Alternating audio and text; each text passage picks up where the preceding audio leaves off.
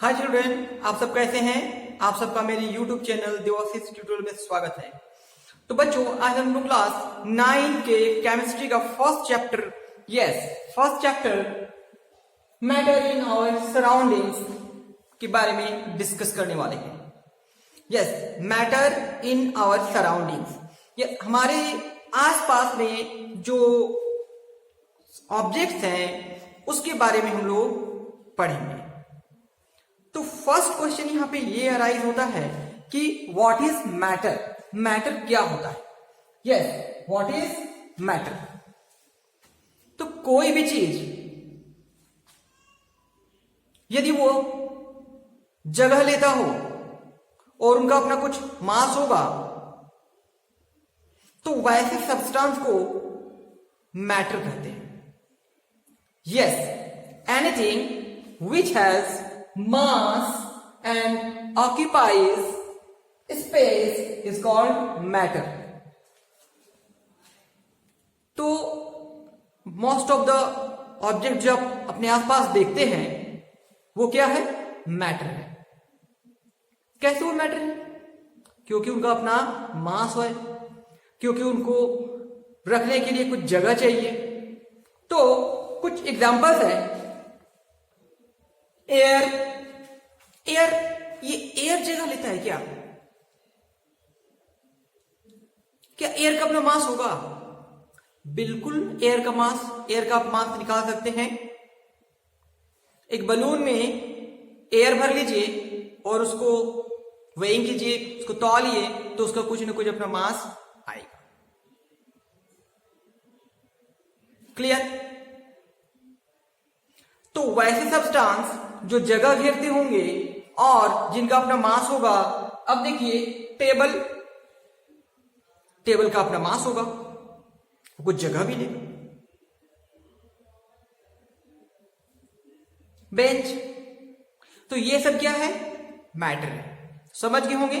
Matter वैसे substance जिनके पास अपना मास है और जगह लेते हो। तो क्या कुछ ऐसे भी सब्सटेंस हैं, क्या कुछ ऐसी भी चीजें हैं जो मैटर नहीं है? तो ऐसा कौन से चीजें हैं जो बिल्कुल मैटर नहीं है?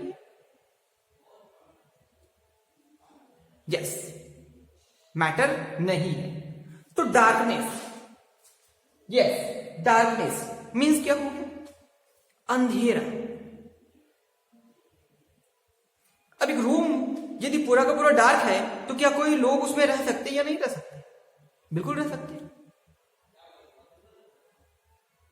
तो न तो डार्कनेस का अपना कोई मास है और न तो ये कोई जगह ही लेता होगा। ब्यूटी, सुंदरता,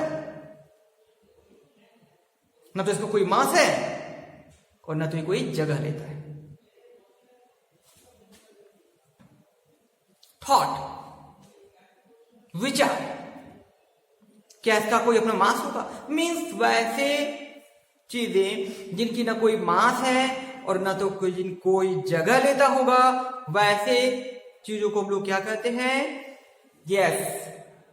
उसको हम लोग मैटर नहीं कह सकते हैं। वो सब एग्जाम्पल हो गया विच आर नॉट मैटर। तो मैटर होने के लिए आप समझ गए क्या होना चाहिए? मास होना चाहिए, बिल्कुल सही है। और क्या होना चाहिए? वो जगह भी लेना, उनको जगह भी लेना होगा ना।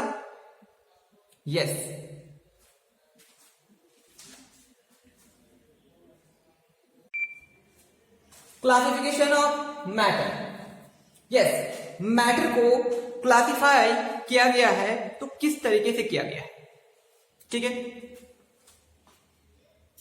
Early Indian philosophers classified matter into 5 basic elements called the panchtatva. जो अर्लियर इंडियन फिलोसोफर थे वो क्या बताए कि जितने भी सारे मैटर हैं, चाहे वो लिविंग हो या नॉन लिविंग हो, वो 5 तत्वों से मिलके बना हुआ है, जिसको बोलते हैं पंच तत्व। 5 तत्वों से मिलकर बना हुआ है। तो ये कौन कौन से तत्व हैं? ये कौन कौन से तत्व हैं जिससे मिलकर जितने सारे लिविंग हो या नॉन लिविंग हो, हर मैटर जो है वो बना हुआ है। यस, तो पहला देखिए एयर। यस, एयर, इसको क्या बोलते हैं हिंदी में? वायु बोलते हैं, वायु। यस, अर्थ। अर्थ मीन्स पृथ्वी। पृथ्वी मीन्स मिट्टी। क्या? मिट्टी। यस, आप सही सुन रहे हैं। फायर, अग्नि, आग। Sky. Yes, sky means Akash and water means जल। तो ये 5 तत्व है, ये 5 तत्व है जिससे मिलके ये हर एक मैटर जो है वो बना हुआ है। यस, पहला कौन सा है? वायु मीन्स एयर, फिर पृथ्वी, फिर अग्नि, जल, आकाश। यस, ये सबसे मिलके जो है वो हर एक तरह का मैटर बना हुआ है। समझ? ये जो है वो अर्लियर इंडियन फिलोसोफर का थॉट था, अकॉर्डिंग टू देम ये हुआ। बट जो मॉडर्न थ्योरी है, मॉडर्न जो क्लासिफिकेशन है, वो किस बेसिस पर दिया गया? Nowadays, matter is classified into group according to their physical and chemical properties. Yes, physical and chemical properties. तो physical and chemical properties के बेसिस पर जो है वो मैटर को क्लासिफाई किया गया है। Yes, यदि हम लोग आएंगे फिजिकल प्रॉपर्टीज के बेसिस पर, तो मैटर को जो है वो 5 ग्रुप्स में डिवाइड किया गया है on the basis of physical properties. Yes, क्या क्या है? Solid, liquid, gas, plasma, BEC, Bose Einstein condensate. तो जितने भी सारे मैटर हैं उनको फिजिकल प्रॉपर्टीज के बेसिस पर सॉलिड स्टेट में, लिक्विड स्टेट में, गैसियस स्टेट में, प्लाज्मा स्टेट एंड बीईसी। तो जनरली जो हमें एनवायरमेंट में, हमारे सराउंडिंग्स में, हमारे आसपास जो मिलते हैं वो 3 ही तरह के जनरली आपको स्टेट मिलेंगे। या तो वो सॉलिड के फॉर्म में होगा, या तो वो लिक्विड के फॉर्म में होगा, या तो वो गैसियस फॉर्म में होगा। तो रेयरेस्ट केस जो है ये हमें प्लाज्मा स्टेट है और ये बीईसी स्टेट है। तो हम लोग हर एक के बारे में तो डिटेल में डिस्कस करेंगे। मेनली डिस्कस करेंगे हम लोग सॉलिड, लिक्विड एंड गैस। बस थोड़ा सा प्लाज्मा एंड बीईसी के बारे में भी जानेंगे। क्लियर? अब आगे देखते हैं according to chemical properties. Yes, chemical properties के बेसिस पर जितने सारे मैटर हैं उनको 3 पार्ट में डिवाइड किया गया है। यस, 3 पार्ट में डिवाइड किया गया है। तो 3 पार्ट क्या क्या है? First element, yes, next compounds and next mixture. तो जितने भी सारे मैटर हैं यदि on the basis of chemical properties पे जाएंगे तो या तो वो एलिमेंट्स होगा, या तो वो कंपाउंड्स होगा, या फिर वो यस बिल्कुल सही मिक्सचर होगा। तो ये क्या किए हम लोग? डिवाइड किए। क्या किए हम लोग? डिवाइड किए जो क्लासिफिकेशन ऑफ मैटर है। ठीक है? Physical nature of matter. Yes, matter का फिजिकल नेचर क्या है? तो matter is made up of particles. Matter जो है वो किस चीज से मिलकर बना हुआ है? सपोज कीजिए ये ब्रिक्स है, तो ये ब्रिक किस चीज से मिलकर बना हुआ है? पार्टिकल से मिलकर बना हुआ है। यस, बहुत सारे पार्टिकल्स जो है वो मिलके ये ब्रिक्स बना हुआ है। क्लियर? अब ये जितने सारे जो मैटर है made up of particles which differ in shape, size and nature from other type of matter. अब यदि यहाँ पे स्टोन है तो स्टोन के पार्टिकल्स एंड ये ब्रिक्स के पार्टिकल्स अलग अलग होंगे, इसके साइज एंड शेप भी अलग अलग होंगे। तो यही है कि कोई भी मैटर जो है वो पार्टिकल से मिलकर तो बना हुआ है, लेकिन इस पार्टिकल्स का जो नेचर होगा, मीन्स इसका शेप, साइज जो है वो दूसरे मैटर से अलग होगा, बिल्कुल अलग होगा। यदि कोई लकड़ी का बना हुआ है, सपोज कि चेयर है, तो उसके पार्टिकल्स एंड ब्रिक्स के पार्टिकल्स, या फिर स्टोन के पार्टिकल्स, या फिर प्लास्टिक के पार्टिकल्स, यस, अलग होंगे। ठीक है। Second number, the particles of matter are very small. Yes, very small, बहुत छोटे होते हैं, बहुत छोटे होते हैं, और इतने छोटे होते हैं कि इनको नेकेड आई मीन्स खुले आंख से आप नहीं देख सकते। यस, आप खुले आंख से उसे नहीं देख सकते हैं क्योंकि ये साइज में इतने छोटे ही होते। तो ये क्या था? Nature, physical nature of matter. Matter particle से मिलकर बना हुआ है और मैटर के जो पार्टिकल्स हैं वो बहुत छोटे होते हैं। ठीक है।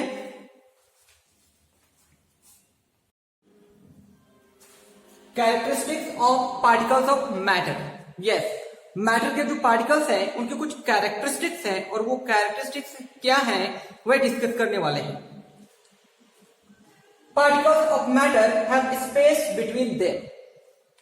Yes, particles of matter, जो मैटर है उस मैटर, यदि ये मैटर है तो इसके बीच में जो पार्टिकल्स है, तो ये पार्टिकल्स के बीच में क्या होगा? वो स्पेस होगा, गैप होगा। वो गैप कम हो सकता है, ज्यादा हो सकता है, ये डिपेंड स्टेट ऑफ मैटर पर डिपेंड करता है। यस, स्टेट ऑफ मैटर पर डिपेंड करता है। तो फर्स्ट कैरेक्टरिस्टिक आप समझ गए होंगे कि कोई भी जो मैटर बना होगा तो वो पार्टिकल से मिलकर बना होगा, और उस पार्टिकल्स के बीच में गैप होगा। वो बहुत छोटा हो सकता है, वो बहुत बड़ा भी हो सकता है। क्लियर है? चलिए अब सेकेंड पॉइंट पहुंचते हैं। Particles of matter are in a state of continuous movement. Yes, बिल्कुल आप सही सुन रहे हैं कि कंटिन्यूअस मूवमेंट में होते हैं पार्टिकल्स। यदि ये मैटर है तो ये पार्टिकल्स जो है इस मैटर के वो कंटिन्यूअस लगातार मूव करते रहते हैं। तो कोई बेंच रखा हुआ है तो क्या मूव करेगा? नहीं, बेंच के पार्टिकल्स में मूवमेंट होंगे, पूरे बेंच के बारे में नहीं बात हो रहा है। बेंच जिस पार्टिकल से मिलकर बना हुआ है उस पार्टिकल्स में मूवमेंट होंगे, और वो कंटिन्यूअस, वो ज्यादा भी हो सकता है, वो कम भी हो सकता है। ये जो पार्टिकल्स है, ये पार्टिकल्स के मूवमेंट कंटिन्यूअसली होते रहते हैं इन रैंडम डायरेक्शन में। क्लियर है? अब उनको यदि हम लोग हीट एनर्जी प्रोवाइड करेंगे, that they possess some energy called the kinetic energy. Yes, what is kinetic energy? यदि कोई बॉडी मोशन में है और उनके पास जो भी एनर्जी होगा उसको हम लोग कहते हैं काइनेटिक एनर्जी। यस, कोई बॉडी मूव कर रहे हैं तो उनके पास जो एनर्जी है वो काइनेटिक एनर्जी। तो यहां के पार्टिकल्स मूवमेंट कर रहे थे ना, तो इसीलिए उनके पास जो एनर्जी हुआ उस एनर्जी का नाम क्या हो गया? Yes, kinetic energy. तो समझ गए होंगे कि यदि कोई बॉडी मोशन में है तो उनके पास जो एनर्जी होगा काइनेटिक एनर्जी होगा। तो we are just talking about the particles. ठीक है, तो अब हम लोग देखते हैं कि अब इस काइनेटिक एनर्जी को हम लोग बढ़ा भी सकते हैं एंड घटा भी सकते हैं। वो कैसे? जब हम लोग हीट एनर्जी प्रोवाइड करेंगे तो बढ़ेगा, और हीट एनर्जी उससे लेंगे, जब उसको कूल करेंगे तो उसका एनर्जी कम होगा। Clear? Third point, the particles of matter have tendency to diffuse. Yes, what is the meaning of diffuse? Intermixing of one substance into another substance. Yes, एक सब्सटेंस का दूसरे में घुल जाना, मिल जाना ही डिफ्यूजन कहलाता है। तो एग्जाम्पल बताते हैं डिफ्यूजन का। जैसे घर में, रूम में यदि कहीं पे सेंट स्टिक, अगरबत्ती जिसको बोलते हैं, कुछ जलाएंगे तो क्या होता है, किसी कॉर्नर में बैठे हुए इंसान को वो जो स्मेल है उनको सुनाई देता है, मतलब उसको स्मेलिंग आता है। वो स्मेल करके पता कर लेते हैं कि यस, कहीं पर से कुछ स्मेलिंग आ रहा है।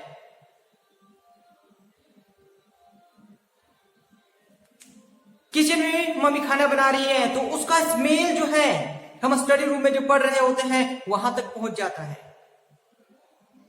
क्या बोलते हैं, यस, कुछ तो आज बन रहा है स्पेशल। तो इसी को बोलते हैं डिफ्यूजन। तो डिफ्यूजन कब हुआ? जब पार्टिकल्स के बीच में गैप रहा तभी तो। अब दो लोगों के बीच में खाली जगह होगा तभी तो कोई तीसरा आ सकते हैं। यदि पहले से ही दो जो यहां पे बैठे हुए हैं, खाली जगह है ही नहीं, तो तीसरे को तो बैठने का तो कोई मौका ही नहीं है। लेकिन तीसरा बैठ सकते कब है? जब इस तीन जगह में से दो जगह बैठे, एक जगह खाली। तो उसी तरह से पार्टिकल्स में भी जब यहां पे गैप है तभी तो कोई दूसरे पार्टिकल्स का एंट्री हुआ यहां पे। समझ गए डिफ्यूजन क्या होता है? आगे फोर्थ पॉइंट देखिए, particles of matter attract each other. Yes, attract each other. A force of attraction exists between the particles, which is known as intermolecular force of attraction. Intermolecular, यदि कोई मैटर है तो उसके अंदर पार्टिकल्स है, तो क्या होता है कि ये पार्टिकल्स जो है वो इस पार्टिकल्स को अपनी ओर अट्रैक्ट करते हैं, ये पार्टिकल्स जो है वो इनको अपनी ओर अट्रैक्ट करते हैं, ये पार्टिकल्स जो है वो इनको अपने ओर, तो हर एक दूसरे पार्टिकल्स जो है वो अलग अलग पार्टिकल्स को अपनी ओर अट्रैक्शन पे बने। तो वही पार्टिकल खींचे चले जाएंगे जिनका एनर्जी कम होगा। यस, जिसका एनर्जी कम होगा। तो ये क्या था? Characteristics of particles of matter. Matter के जो पार्टिकल्स हैं उनके क्या क्या कैरेक्टरिस्टिक्स हैं। क्लियर है? State of matter. यस, तो स्टेट ऑफ मैटर में सॉलिड स्टेट के बारे में देख रहे हैं। सॉलिड स्टेट क्या होता है? It is that form of matter which has fixed shape and fixed volume.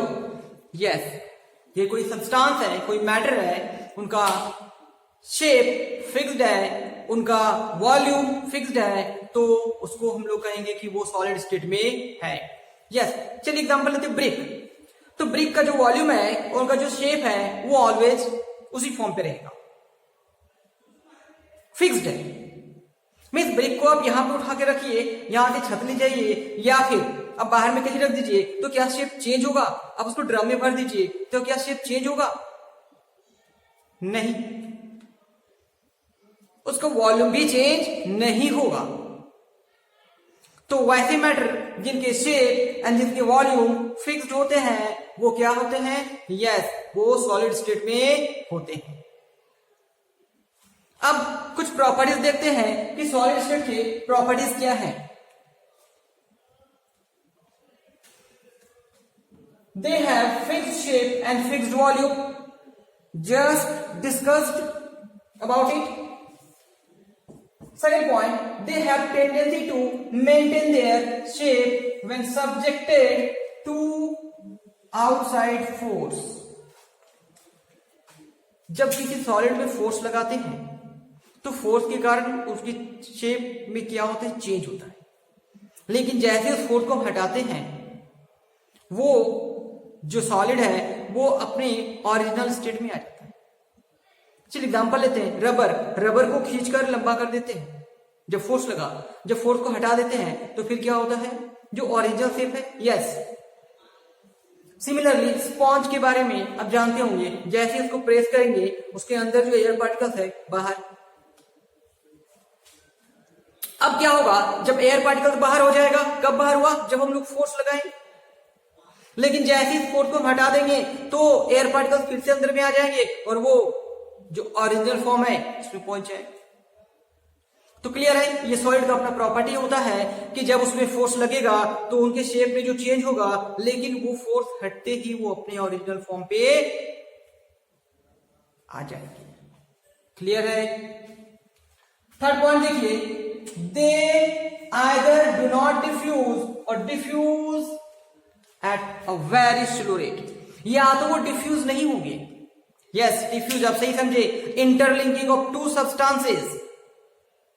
तो सॉलिड में या तो नहीं होगा, या यदि हो रहा है डिफ्यूजन तो बहुत ही स्लो रेट में हो रहा होगा, बहुत ही स्लो रेट में हो रहा होगा। क्लियर है। तो आप देखे होंगे चौक से जब ब्लैक बोर्ड पे लिखते हैं और उसको 2-3 दिन बाद यदि हम कोशिश करते हैं इरेज करने के लिए, तो इट टेक्स सम टाइम, कुछ समय लगता है इसको इरेज करने के लिए। वाई? और उसी को यदि हम जिस समय लिखते हैं और उसके कुछ ही देर बाद इरेज करते हैं तो इजीली वो इरेज हो जाता है। तो कुछ समय जो उनको मिला, उसके बाद क्या हुआ, दोनों के पार्टिकल्स जो है वो डिफ्यूज हो गए। लेकिन ये रेट जो होता है वो बहुत धीरे धीरे होता है। ठीक है।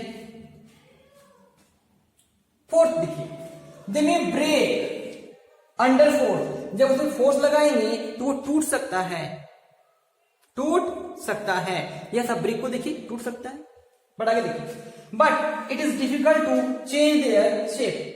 लेकिन ब्रिक को हम लोग जब फोर्स लगाएंगे तो उसके शेप में चेंज होने में टाइम लगेगा। मीन्स बिल्कुल ये समझिए कि नहीं होगा। सो दे आर रिजिड। तो सॉलिड क्या होता है, रिजिड होता है। They do not flow, yes वो मूव नहीं करते हैं अपने आप। ब्रिक को रख दिए, बेंच को रख दिए, डेस्क को रख दिए, तो वो अपनी ही जगह पर है, वो मूव नहीं करेंगे। तो जिनमें टेंडेंसी होता है फ्लो करने का, उनको फ्लूइड कहते हैं। तो फ्लो ये नहीं हो सकता है। They do not fill their container completely. Yes, what is this? They do not fill their container completely. जब किसी सॉलिड से हम किसी कंटेनर को भरेंगे तो पूरा का पूरा नहीं भरेगा। यस, आप सही सुन रहे हैं, पूरा का पूरा नहीं भरेगा। सपोज कीजिए कि एक जार लिए हैं, यस एक जार लिए हैं, और इस जार में हम क्या कर रहे हैं, ये बड़ा बड़ा बॉल डाल रहे हैं इसमें।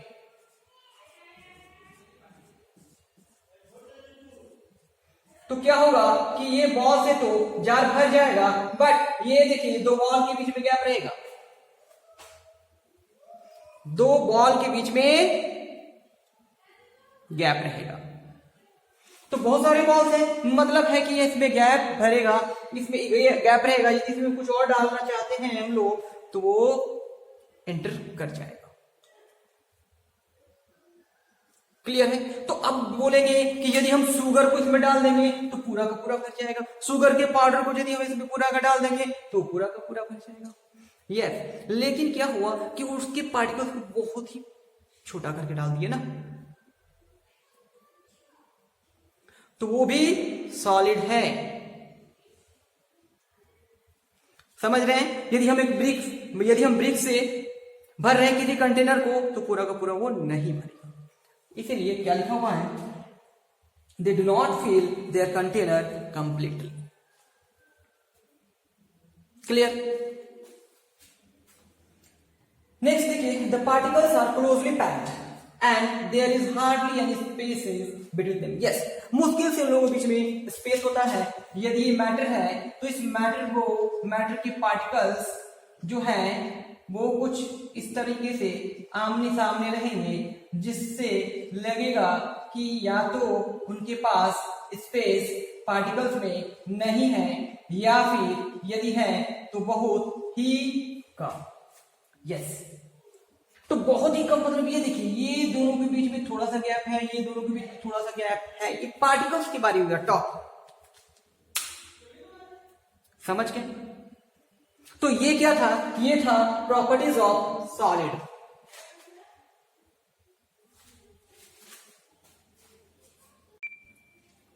The liquid state. Yes, it is defined as that form of matter which have fixed volume but not fixed shape. Yes, fixed to volume होंगे but fixed shape नहीं होगा, बिल्कुल नहीं होगा। Fixed volume, सपोज कीजिए 1 लीटर ऑफ वाटर एक हम लोग सिलिंड्रिकल कंटेनर में डाल दिए। किस में डाल दिए? एक सिलिंड्रिकल कंटेनर में डाल दिए, तो शेप क्या हो गया? सिलिंड्रिकल हो गया। अब इसी वाटर को यदि हम लोग एक कोनिकल कंटेनर में डाल दें, यस, तो शेप क्या हो जाएगा? कोनिकल। लेकिन 1 लीटर है तो वहां पर भी 1 लीटर रहेगा। अब सपोज कीजिए कि यदि हम लोग इसे एक क्यूबॉइडल कंटेनर है उसमें इसको रख दे रहे हैं, तो क्या शेप बार बार चेंज हो रहा है, लेकिन क्या 1 लीटर ऑफ वाटर जो है वो चेंज हो रहा है? क्या चेंज नहीं हो रहा है? बिल्कुल चेंज नहीं हो रहा है। तो जब ये चेंज नहीं होगा, चेंज नहीं होगा क्या? वॉल्यूम। और चेंज होगा क्या? शेप। यस, तो लिक्विड में क्या बताएं कि ये वैसे फॉर्म ऑफ मैटर है जिनका वॉल्यूम तो फिक्स्ड रहेगा बट शेप फिक्स्ड नहीं रहेगा। शेप फिक्स्ड नहीं रहेगा। तो कुछ एग्जांपल ले लेते हैं। चलिए, वाटर, ऑयल, मिल्क, ये सब क्या है? लिक्विड। क्या है? लिक्विड है। इनकी शेप चेंज होंगे बट वॉल्यूम चेंज नहीं होंगे। चलिए कुछ प्रॉपर्टीज देख लेते हैं कि प्रॉपर्टीज ऑफ लिक्विड स्टेट में क्या क्या है। They have fixed volume but not fixed shape. They can be compressed a little, उनको दबा सकते हैं बट थोड़ा, ज्यादा नहीं। एक प्लास्टिक के पैकेट में मिल्क रखा हुआ है तो उसको प्रेस कर सकते हैं ना, लेकिन ज्यादा नहीं प्रेस कर सकते, क्योंकि ज्यादा प्रेस करेंगे तो वो पॉलिथीन का जो पैकेट है फट जाएगा। क्लियर है? They have moderate densities. Moderate densities का मतलब क्या हुआ कि ये गैस के डेंसिटी से ज्यादा बट सॉलिड से कम होता है। दे फ्लो इजीली। अब क्या है कि वाटर को यदि एक मग में वाटर लिए और उसको सरफेस पे रख देंगे तो वो क्या होगा? एक जगह पर नहीं होगा, वो फ्लो करेगा डाउनवर्ड। जिधर डाउन मिलेगा उधर वो फ्लो कर जाएगा। तो हम लोग वाटर लिए, आप ऑयल में लेंगे तो क्या होगा कि वो इधर उधर स्प्रेड कर जाएगा। तो क्या है कि लिक्विड जो है वो फ्लो करता है easily. The force of attraction between the particles of liquid is greater than gases but less than solids. Solid से कम बट गैस से ज्यादा इंटरमोलिकुलर फोर्स ऑफ अट्रैक्शन होता है। तो इसका रीजन ये है कि जो लिक्विड्स हैं उनके पार्टिकल्स जो हैं वो सॉलिड के कंपैरिजन में थोड़ा दूर रहते हैं। सॉलिड के कंपैरिजन में थोड़ा दूर रहते हैं, इसलिए फोर्स ऑफ अट्रैक्शन जो है वो लोगों में थोड़ा सा कम होता है। Clear? The rate of diffusion of liquid is higher than that of solid. Yes, solid से ज्यादा रेट ऑफ डिफ्यूजन होता है बट गैस से कम होता है। 1 ml इंक ले लिए, उसको वाटर में ड्रॉपिंग कर देंगे तो क्या होगा? उस वाटर में पूरा का पूरा स्प्रेड कर जाएगा और वो वाटर जो है वो भी कलरफुल हो जाएगा। लेकिन ये सॉलिड के रेट से ज्यादा होगा बट गैस के डिफ्यूजन रेट से कम होगा। तो ये सब कुछ कैरेक्टरिस्टिक्स है, ये कुछ प्रॉपर्टीज हैं लिक्विड स्टेट के।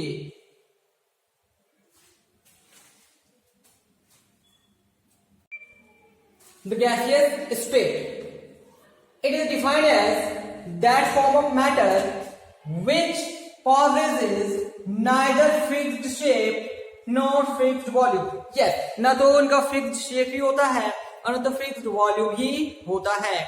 तो वैसे मैटर जिनका शेप एंड जिनका वॉल्यूम फिक्स्ड नहीं रहता है उसको हम लोग कहते हैं gaseous state. Yes, air example ले लेते हैं. तो एयर को जब हम लोग एक सिलेंडर में रखेंगे तो उसका वॉल्यूम जो है वो उतना ही होगा, उस सिलेंडर के अकॉर्डिंग होगा और शेप भी सिलेंडर का हो जाएगा. सपोज कीजिए कि उसमें हम लोग 10 ml 10 ml यस 10 ml उस सिलेंडर में रखे हुए हैं. अब उसी 10 ml जो गैस है उसको हम लोग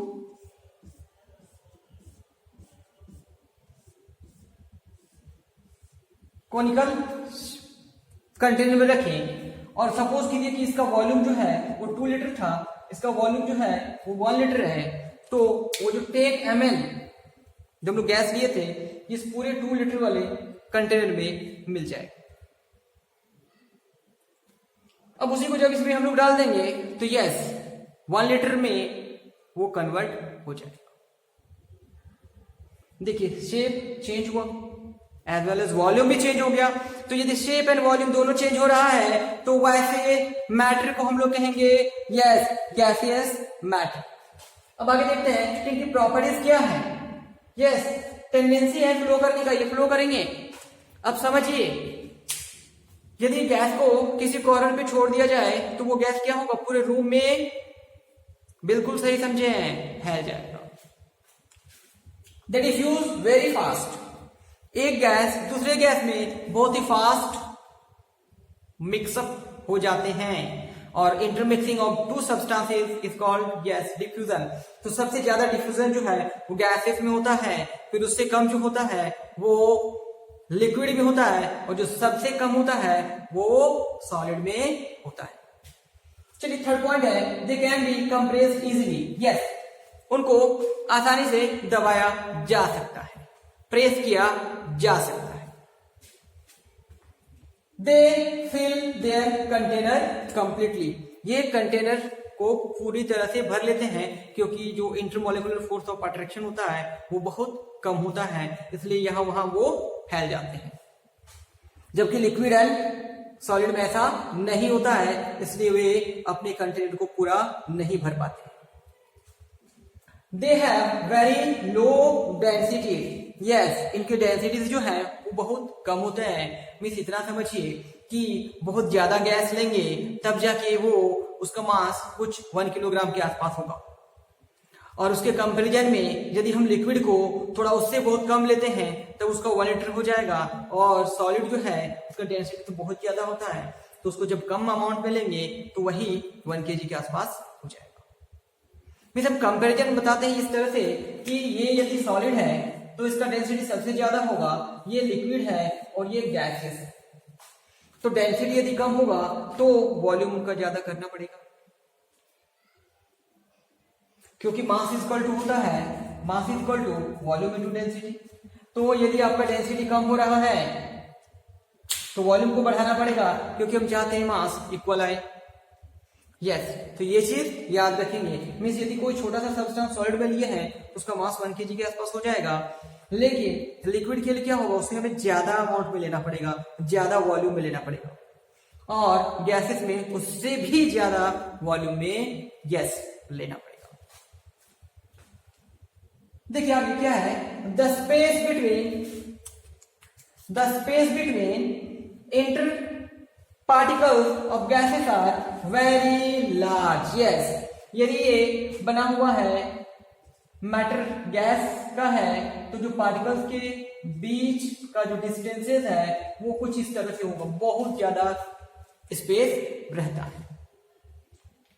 ठीक है, इसलिए इसका डेंसिटी भी बहुत कम होता है. एक और इंटरमोलिकुलर फोर्स ऑफ अट्रैक्शन भी बहुत कम होता है. क्यों बहुत कम होता है, क्या रीजन है? ये देखिए, जब गैपिंग ज्यादा होगा तो उनमें अट्रैक्शन करने का जो एबिलिटी है वो भी कम होगा और जब सामने सामने रहेंगे तो ज्यादा फोर्स ऑफ अट्रैक्शन होगा। तो अब समझ गए होंगे कि गैसेस में जो पार्टिकल्स के बीच का जो स्पेस होता है ज्यादा होता है, साथ ही साथ जो इंटरमोलिकुलर फोर्स ऑफ अट्रैक्शन है वो बहुत कम होता है। क्यों? गैपिंग ज्यादा होता है। क्लियर है? तो ये कुछ प्रॉपर्टीज थे गैसेस की, ठीक है।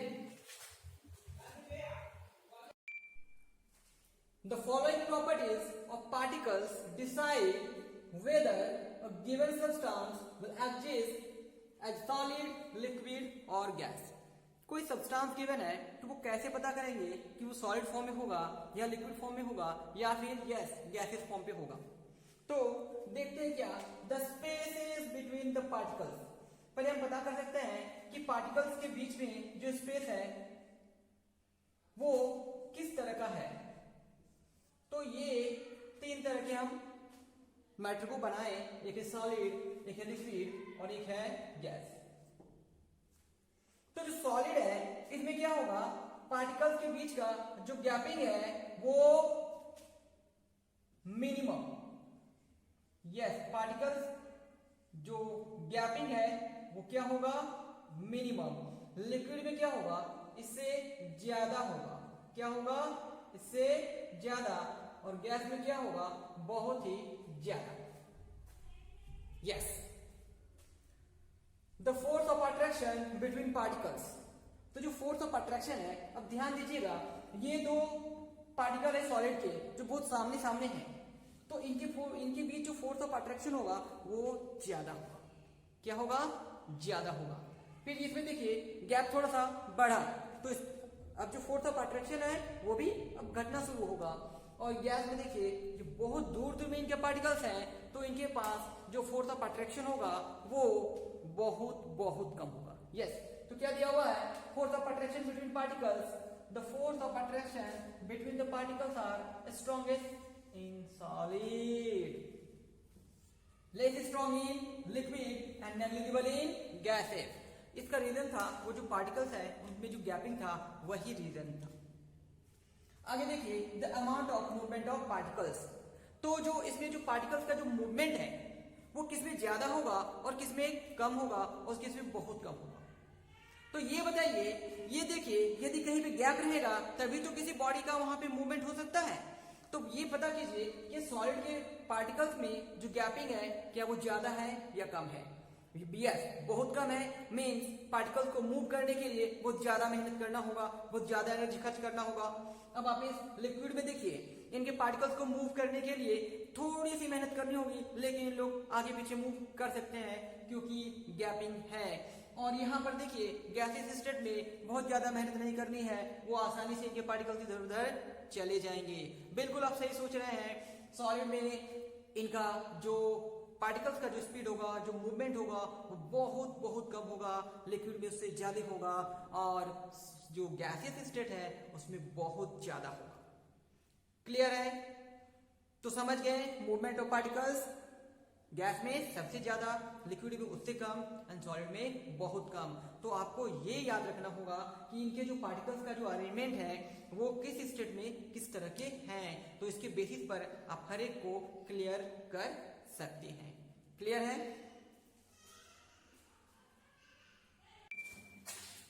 Plasma state. Yes, fourth state is the plasma state. This state consists of super energetic and super excited particles. Yes, इनके पार्टिकल्स के पास बहुत ही ज्यादा काइनेटिक एनर्जी होता है क्योंकि इनके पास बहुत ही ज्यादा टेम्परेचर होता है। अब ये this particles are in the form of ionized gases के फॉर्म में होता है। किस फॉर्म पे होता है? आयनाइज्ड, मींस आयन के फॉर्म में होता है। अब आगे देखिए कि ये एग्जांपल्स ऑफ प्लाज्मा कहाँ पे आपको दिखाई दे सकते हैं। जो नियॉन साइन बल्ब्स होते हैं, आप होटल्स में देखे होंगे जो कलरफुल लाइट लगा रहता है। और फिर कहां पे देख सकते हैं जो फ्लोरेसेंट ट्यूब, जो पिक्चर ट्यूब होता है, वहां पे ये प्लाज्मा का क्रिएशन होता है। सन के पास glowing, sun and stars, stars के पास जो ग्लोइंग उनके पास जो होता है वो ग्लोइंग होने का रीजन हाई टेम्परेचर के कारण उसमें प्लाज्मा का फॉर्मेशन होता है। तो प्लाज्मा में क्या होगा, ये जो स्टेट है फोर्थ स्टेट बहुत ही रेयर केसेस होता है। जनरली हमें 3 फॉर्म्स ही मिलते हैं, solid, liquid and gaseous form पे। तो यहां ये फॉर्मेशन के लिए बहुत ज्यादा टेम्परेचर चाहिए। क्लियर है? आगे है फिर बीईसी, यस, बोस-आइंस्टीन कंडेंसेट। तो बोस-आइंस्टीन कंडेंसेट, इसमें से 2 साइंटिस्ट के नेम इंक्लूडेड है। Indian scientist Satyendra Nath Bose, yes, and Albert Einstein, ये दोनों के नेम इसमें इंक्लूड किया हुआ है। और ये बोस आइंस्टीन और ये सी कंडेंसेट स्टेट हो गया, मींस इसमें मैटर को बहुत ही लो टेम्परेचर पे ले जाके उसको कूल करेंगे, तो जो मैटर बनेगा, जो स्टेट बनेगा, उसे वो कहेंगे बोस आइंस्टीन कंडेंसेट। तो इसमें बहुत ही लो टेम्परेचर पे उसको कूल किया जाता है। ठीक है, क्लियर? तो अब आप समझ गए होंगे फिफ्थ जो 5 स्टेट ऑफ मैटर होता है, जिसमें से 3 हमें अपने सराउंडिंग्स में देखने को मिलते हैं और 4th एंड 5th जो है वो बहुत ही रेयर केसेस है। क्लियर है?